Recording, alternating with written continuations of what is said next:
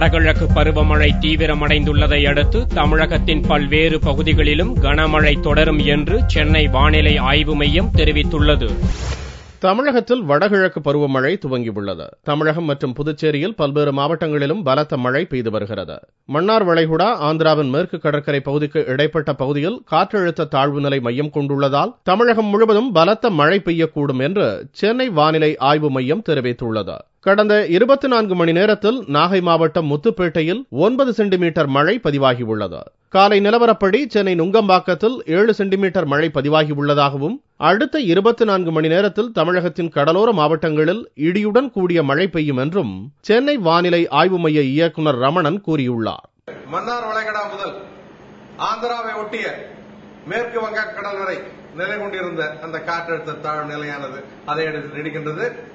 இந்த காற்றழுத்த தாழ்வு நிலையின் காரணமாக கடலோர மாவட்டங்களில் பெரும்பாலான இடங்களிலும் உள் மாவட்டங்களின் அணைகளிலும் மழை பெய்துள்ளது.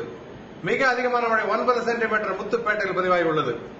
வரும் 24 மணி நேரத்தை பொறுத்தவரை கடலோர மாவட்டங்களில் பெரும்பாலான இடங்களிலும் உள் மாவட்டங்களில் அணைகளிலும் நாம் மழை எதிர்பார்க்கலாம். கடலோர மாவட்டங்களை பொறுத்தவரை ஒரு இடங்களில் கன மற்றும் மிக கனமழை இருக்கக்கூடும்.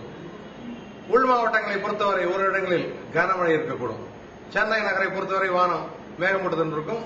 விட்டு விட்டு மழை பெய்யும். சில பகுதியில் கனமழையாகவும் இருக்கும்.